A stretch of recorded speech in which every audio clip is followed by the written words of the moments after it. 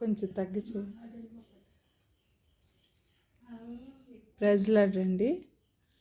ఈరోజు ప్రకటన గ్రంథ ధ్యానాంశముగా ప్రకటన గ్రంథము 4వ అధ్యాయము మొదటి నుంచి చదువుకుందాం. ఈ సంగతులు జరిగిన తర్వాత నేను చూడగా అదిగో పరలోకమందు ఒక తలుపు తెరవబడి ఉండెను. మరియు నేను మొదటిని వినిన స్వరము బోరాధ్వని వలె నాతో మాట్లాడగా వింటిని. ఆ మాట్లాడిన వాడు, ఇక్కడికి ఎక్కి రమ్ము, ఇక మీదట జరగవలసిన వాటిని నీకు కనపరచెదనెను. వెంటనే నేను ఆత్మవశుడైతిని. అదిగో పరలోకమందు ఒక సింహాసనం వేయబడి ఉండెను. సింహాసనమందు ఒకడు ఆసీనుడై ఉండెను. ఆసీనుడైన వాడు దృష్టికి సూర్యకాంత పద్మరాగములను పోలినవాడు. మరకతము వలె ప్రకాశించుచు ఇంద్రధనుసు సింహాసనమును ఆవరించి ఉండెను. సింహాసనము చుట్టూ 24 సింహాసనముండెను. ఈ సింహాసనములందు 24 పెద్దలు తెల్లని వస్త్రములు ధరించుకుని తమ తలల మీద సువర్ణ కిరీటములు పెట్టుకున్న వారై కూర్చుండిరి. ఆ సింహాసనంలో నుండి మెరుపులను, ధ్వనులను, ఉరుములు బయలుదేరుచున్నవి. మరియు సింహాసనము ఎదుట 7 దీపములు ప్రజ్వలించుచున్నవి అని అవి దేవుని 7 ఆత్మలు. మరియు ఆ సింహాసనము ఎదుట స్ఫటికమును పోలిన గాజు వంటి సముద్రం ఉన్నట్టుండెను. ఆ సింహాసనమునకు మధ్యను, సింహాసనము చుట్టూను, ముందు వెనుక కన్నులతో నిండిన 4 జీవులుండెను.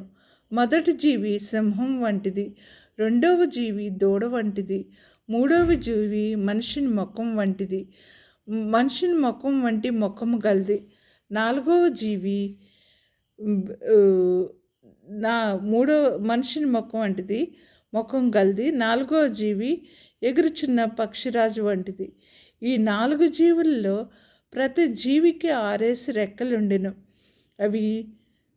అవి చుట్టూను, రెక్కల లోపలను కన్నులతో నిండి ఉన్నవి. అవి భూత వర్తమాన భవిష్యత్ కాలములో ఉండు సర్వాధికారియు దేవుడు నగు ప్రభువు పరిశుద్ధుడు పరిశుద్ధుడని మానక రాత్రింబవళ్ళు చెప్పుచుండెను.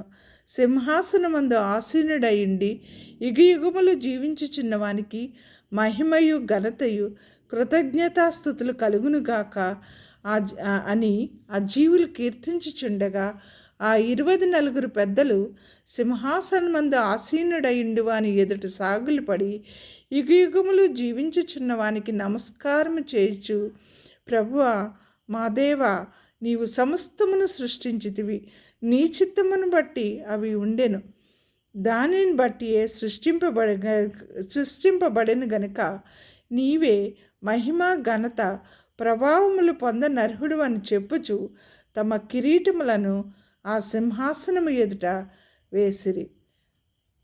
అంటే ఈ వాక్యములలో ఉన్నది ఏంటంటే అండి, 4వ అధ్యాయంలో ఈ పరలోకమందు ఒక అంటే ఈయన చూస్తూ ఉండగా పరలోకమందు ఒక తలుపు తెరవబడిందంట.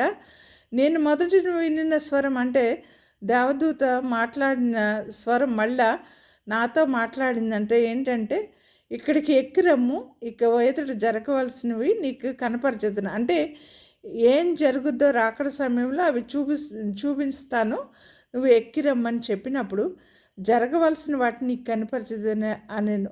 వెంటనే నేను ఆత్మవశుడినై అదిగో పరలోకమందు ఒక సింహాసనం వేయబడి ఉండెను. ఈయనకి ఆత్మవశుడయ్యి అంటే చూస్తున్నప్పుడు పరలోకమందు ఒక సింహాసనం ఉందంటండి. ఆ సింహాసనమందు ఆసీనుడైన వాడు సూర్యకాంత పద్మరాగములను పోలినవాడు, మరకతము వలె ప్రకాశించి ఇంద్రధనుసు సింహాసనము ఆవరించి ఉండెను.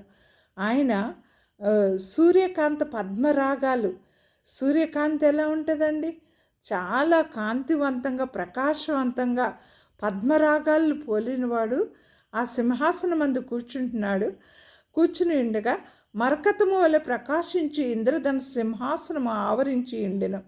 సింహాసనం చుట్టూ ఇంద్రధనుసు మరకతము వలె ప్రకాశించే ఇంద్రధనుసు సింహాసనము ఆవరించండి. ఇంద్రధనుసు ఎలా ఉంటుంది మీకు తెలుసుగా, రంగురంగులుగా అన్ని కలర్స్ కలిపి ఉన్నవి ఆ సింహాసనం చుట్టూ ఆవరించి ఉన్నాయట. సింహాసనము చుట్టూ 24 సింహాసనములు ఉండెను. అంటే దేవుని సింహాసనం చుట్టూ 24 పెద్దలు, 24 సింహాసనాలు ఉన్నాయి. ఆ సింహాసనం మీద 24 పెద్దలు తెల్లని వస్త్రములు ధరించుకొని తమ తలల మీద సువర్ణ కిరీటములు పెట్టుకునే వారై కూర్చున్నారు. అంటే దేవుని ఎదురుగా వారికి 24 సింహాసనములు వేసున్నాయి. తండ్రి సింహాసనం మీద ఉన్నప్పుడు తండ్రి సూర్యకాంత పద్మరాగాలను పోలి ఉన్నాడు. ఆయన చుట్టూ మరకతము వలె ఇంద్రధనుసు ఆవరించి ఉన్నది. ఆయన సింహాసనం చుట్టూ, ఆయన చుట్టూ 24 సింహాసనాలు ఉన్నాయి.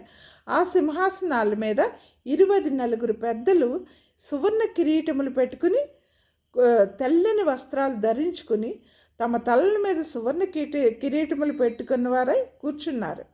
ఆ సింహాసనంలో నుండి మెరుపులు, ధ్వనులు, ఉరుములు బయలుదేరుచున్నాయి. అంటే తండ్రి సింహాసనం నుంచి మెరుపులు, ధ్వనులు, ఉరుములు బయలుదేరుస్తున్నాయి. మరియు సింహాసనము ఎదుట 7 దీపములు ప్రజ్వలిల్లుచున్నవి. అవి దేవుని 7 ఆత్మలు. దేవుని సింహాసనం చుట్టూ 7 దీపాలు అంటే ప్రకాశవంతంగా వెలుగుతున్నవి. అవి దేవుని యొక్క 7 ఆత్మలు. మరియు ఆ సింహాసనం ఎదుట గాజు వంటి సముద్రం ఉందంట. దేవుని సింహాసనం ఎదురుగా గాజు వంటి సముద్రం, అంటే గాజులాగా ప్రకాశవంతమైన సముద్రం ఉన్నట్టు పోలిన గాజు వంటి సింహాసనం ఆ సింహాసనం ఎదుట స్ఫటికమును పోలిన, అంటే స్ఫటికం ఎంత తెల్లగా ఉంటుందో తెలుసు కదండి, గాజు వంటి సముద్రం ఉన్నట్టుండెను. ఆ సింహాసనమునకు మధ్యన సింహాసనం చుట్టూను ముందు వెనుక కన్నులతో నిండిన 4 జీవులు ఉండెను. ఆ సింహాసనకి మధ్య, ఆ సింహాసనం చుట్టూ ముందు వెనుక కన్నులతో నిండిన 4 జీవులు ఉన్నాయి. మొదటి జీవి సింహం వంటిది, రెండవది దూడ వంటిది, మూడవ జీవి మనిషిని మొహం వంటిది ముఖం కలది, 4వ జీవి ఎగురుచున్న పక్షిరాజు వంటిది. ఈ 4 జీవుల్లో ప్రతి జీవికి 6 రెక్కలుండెను. అవి చుట్టూను రెక్కల లోపటను కన్నులతో నిండి ఉన్నాయి. ఈ 4 జీవులు దేవుని సింహాసనం చుట్టూ ఉన్నాయండి. మొదటి జీవి సింహం వంటిదంటండి, రెండవ జీవి దూడ వంటిది, మూడవది మనిషిని ముఖం వంటి ముఖం కలది, 4వది ఎగురుచున్న పక్షిరాజు వంటిదంట. ఈ 4 జీవుల్లో రెక్క చుట్టూను రెక్కల లోపటను కన్నులతో నిండి ఉన్నాయంట. ఇవి అంటే ఆ జీవులకి మొత్తం ఒళ్ళంతా కన్నులతో ఉన్నాయి, కన్నులతో నిండి ఉన్నవి. అవి భూత వర్తమాన భవిష్యత్ కాలంలో ఉండు సర్వాధికారియు దేవుడు నగు ప్రభువు పరిశుద్ధుడు అని మానక రాత్రింబవళ్ళు చెప్పుచున్నాయి. ఈ 4 జీవులు అంటే ఇంకా 24 గంటలు అలా పరిశుద్ధుడు మన దేవుడు ప్రభువు పరిశుద్ధుడు అని రాత్రింబగళ్ళు స్తుతిస్తున్నాయి దేవుణ్ణి. ఈ 4 జీవులు ఆ సింహాసనమందు ఆసీనుడయుండి యుగయుగములు జీవించుచున్నవానికి మహిమయు ఘనతయు కృతజ్ఞతాస్తుతులు కలుగ్గా. కానీ ఆ జీవులు కీర్తించుచుండగా 24 పెద్దలు సింహాసనమందు ఆసీనుడయుండి వాని ఎదుట సాగిలిపడి, అంటే వీరు దేవుణ్ణి పరిశుద్ధుడు అని కీర్తిస్తున్నప్పుడు ఈ 24 పెద్దలు లేచి ఆ సింహాసనం మందు ఆసీనుడై ఉన్న వారి ఎదుట సాగిలపడ్డారు. అంటే సాగిలపడి యుగయుగములు జీవించు వానికి నమస్కారం చేయొచ్చు. ఆయనకి సాగిలపడి నమస్కారం చేస్తూ, ప్రభువా మా దేవా, నీవు సమస్తమును సృష్టించితివి, నీ చిత్తం బట్టే అవి ఉన్నవి, దానియే బట్టియే అవి సృష్టింపబడెను. కనుక నీవే మహిమ ఘనత ప్రభావములను పొందనర్హుడు అని చెప్పుచు తమ కిరీటములను సింహాసనము ఎదుట వేసిరి. అంటే దేవా, సమస్తమును నీ చిత్తాన్ని బట్టే సృష్టించి ఉన్నాయి. నీ చిత్తం పట్టే ప్రతీదీ సృజింపబడింది.